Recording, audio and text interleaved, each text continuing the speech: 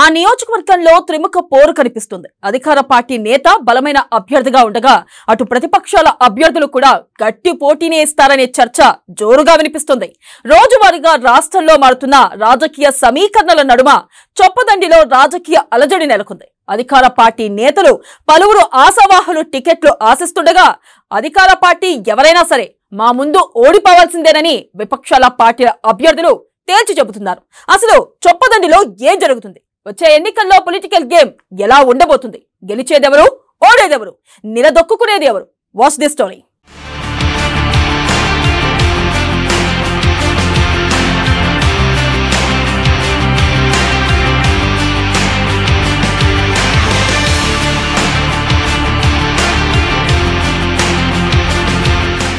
Choppadandi assembly నియోజకవర్గం SC reserved నియోజకవర్గం. ఈ నియోజకవర్గంలో మొత్తం 2,12,273 ఓటర్లు ఉండగా ఎస్సీ సామాజిక వర్గం 50,481 మంది ఓటర్లు ఉన్నారు. ఇక 22.59% ఎస్సీ సామాజిక వర్గ ఓటర్లే ఉన్నారు. ఇక ఎస్టీ సామాజిక వర్గం నుంచి 2,123 మంది ఉండగా 0.95% మంది ఎస్టీ సామాజిక వర్గ ఓట్లు ఉన్నాయి.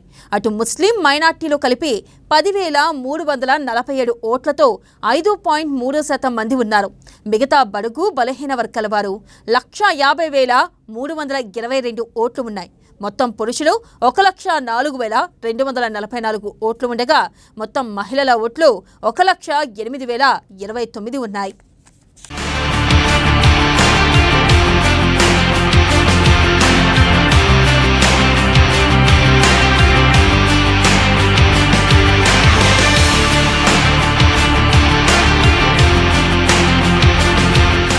ఇక చొప్పదండిలో అధికార విపక్షాల మధ్య యుద్ధం ఈ మధ్య తారా స్థాయికి చేరింది. అధికార పార్టీ ఎమ్మెల్యేపై విపక్షాల నేతలు తీవ్ర విమర్శలు చేస్తున్నారు. అధికార బీఆర్ఎస్ ఎమ్మెల్యేగా ఉన్నటువంటి సుంకె రవిశంకర్ నియోజకవర్గాల్లో ఏ విధమైన అభివృద్ధి చేయలేదంటూ విపక్షాలైన కాంగ్రెస్, బీజేపీలు సంచలన ఆరోపణలు చేస్తున్నాయి. వచ్చే సార్వత్రిక ఎన్నికల్లో సుంకె రవిశంకర్ను గద్దె దింపడమే లక్ష్యంగా విపక్షాలైన ఇరు పార్టీలు పోటీ పడుతున్నాయి.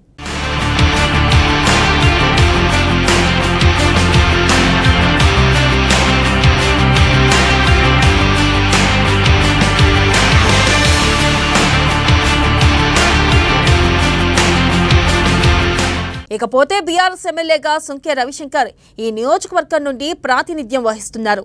రవిశంకర్ బిఏ పూర్తి చేసి కొద్ది రోజులు ఉపాధ్యాయుడుగా పనిచేసి తర్వాత కాలంలో విద్యా సంస్థలు స్థాపించి కరీంనగర్ జిల్లా ప్రైవేట్ కళాశాలల అధ్యక్షుడిగా కూడా పనిచేశారు. 2001 కేసీఆర్ నాయకత్వంలో తెలంగాణ ఉద్యమంలో పనిచేసిన సుంకె రవిశంకర్ 2009లో సినీ నటుడు మెగాస్టార్ చిరంజీవి స్థాపించిన ప్రజారాజ్యంలో చేరారు.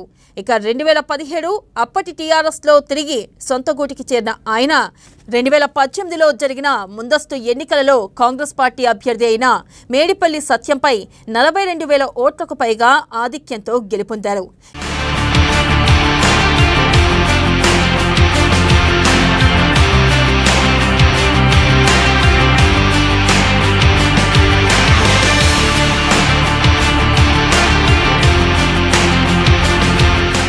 బీఆర్ఎస్ ఎమ్మెల్యేగా సుంకె రవిశంకర్ చొప్పదండి నియోజకవర్గంలో తనదైన మార్క్ వేసుకున్నారని బీఆర్ఎస్ శ్రేణులు, ఎమ్మెల్యే అనుచరులు చెబుతుంటారు.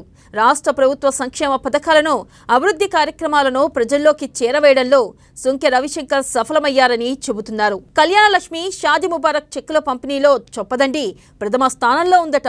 మహిళా సంఘాలను ప్రోత్సహించడం, నియోజకవర్గంలో పేద ప్రజల కష్టసుఖాలపై ఆరా తీయడం, ఇంటింటికి వెళ్లి పరామర్శించడం, రోడ్డు పక్కన కూలీలతో, వ్యవసాయ పనులతో పాటు ఉపాధి హామీ కూలీలతో కూడా మమేకమైపోతూ ఉంటారు. వీధి వెంట చిరు వ్యాపారులను సైతం ప్రేమగా పలకరించి వారి బాగోగులను అడిగి తెలుసుకుంటారు. ఈయన క్యాంపు కార్యాలయం జనాలతో ఎప్పుడూ బిజీగా ఉంటుంది.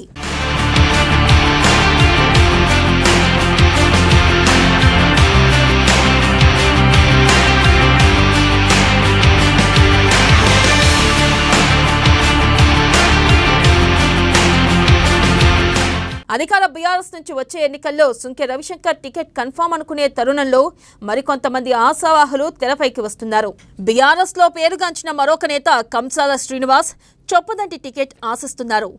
ఇక కరీంనగర్ జిల్లా కేంద్రంలో కార్పొరేటర్ గా పనిచేసిన అనుభవం శ్రీనివాస్ కు ఉంది. అటు బండపల్లి యాదగిరి టికెట్ ఆశిస్తూ ఇప్పటికే నియోజకవర్గంలో వాల్ రైటింగ్ చేపిస్తున్నారు. వీరిరువురు ఎమ్మెల్యే సుంకె రవిశంకర్ కు నాగుపాములే కూర్చున్నారు. ఏ చిన్న కారణం దొరికినా పార్టీ పెద్దల చెంత ఉంచేందుకు కాపు కాసుకుని కూర్చున్నారని తెలుస్తుంది. కీలకమైన ఆధారాలతో సుంకె రవిశంకర్ కు టోపీ పెట్టి వచ్చే ఎన్నికల్లో టికెట్ పొందాలని ఇరువురు చూస్తున్నట్లుగా పార్టీ వర్గాలు చర్చించుకుంటున్నాయి.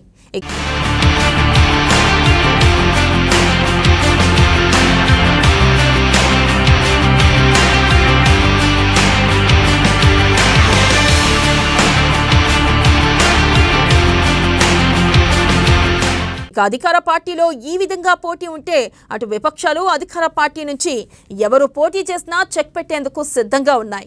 ప్రధానంగా టీ కాంగ్రెస్ నుంచి మేడిపల్లి సత్యం ఉన్నారు. ఇప్పటికే ఈయన 2 పర్యాయాలు ఓటమి చవిచూడగా వచ్చే ఎన్నికల్లో సానుభూతితో గెలిచే అవకాశాలు లేకపోలేదు. గతంలో 2 సార్లు అప్పటి టీఆర్ఎస్ అభ్యర్థి బొడిగే శోభతో ఓటమి చవిచూసిన మేడిపల్లి సత్యం ప్రస్తుత బీఆర్ఎస్ ఎమ్మెల్యే సుంకె రవిశంకర్ చేతిలో 2018లో ఓటమిని ఎదుర్కొన్నారు.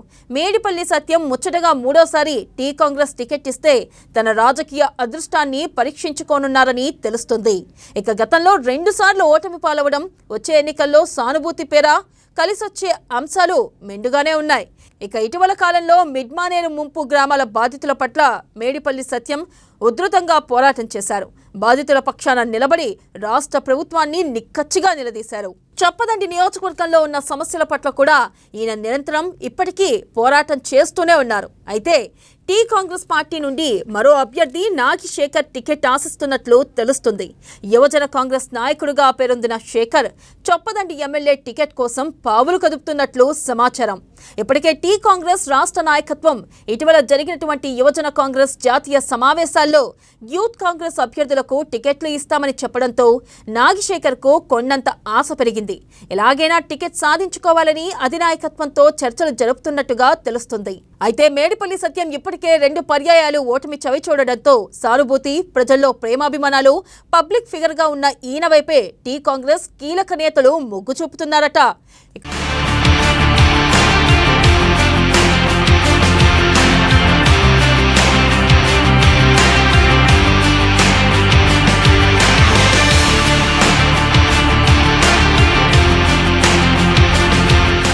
మరోవైపు తెలంగాణ బీజేపీ నుంచి సుద్దాల దేవయ్య బరిలో ఉండే అవకాశాలు కనిపిస్తున్నాయి. ఈయనకు మంత్రిగా పనిచేసిన అనుభవం కలిసొచ్చే అంశంగా చెప్పవచ్చు. సమైక్యాంధ్రప్రదేశ్ లో టీడీపీ చంద్రబాబు నాయుడు హయాంలో ఎమ్మెల్యేగా కూడా దేవయ్య పనిచేశారు. పలుమార్లు కుటుంబ సభ్యుల వివాదాల వల్ల రచ్చకెక్కడంతో కొన్నేళ్లు రాజకీయాలకు దూరం అయిపోయారు.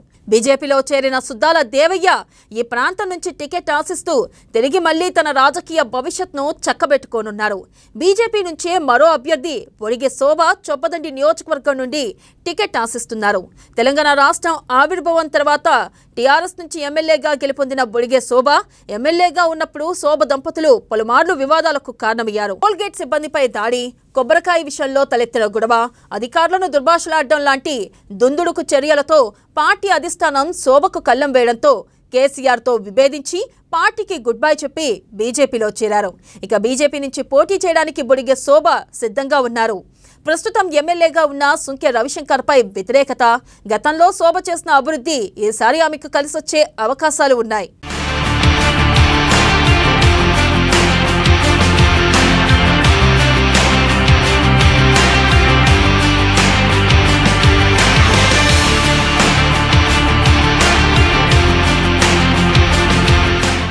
మొత్తం మీద అధికార విపక్షాల మధ్య చొప్పదండిలో 2024 సార్వత్రిక ఎన్నికలు రసవత్రంగా సాగే అవకాశాలు ఉన్నాయి. అధికార పార్టీకి దీటుగా నువ్వా నేనా అన్న చందంగా పొలిటికల్ వార్ కనిపిస్తుంది. ఇలాంటి తరుణంలో ఆయా పార్టీల అధినాయకత్వాలు ఎవరికి టికెట్ ఇస్తారనేది ఆసక్తికరంగా మారింది. త్రిముఖ పోటీ ఈ 6 నేతల్లో ఎవరి మధ్య ఉంటుంది? ఒకవేళ టికెట్ రాకపోతే ఎవరు ఏ రాజకీయ కండువా కప్పుకుంటారు? అది ఏ పార్టీకి కలిసి రానుంది అనేది చర్చనీయాంశంగా మారింది.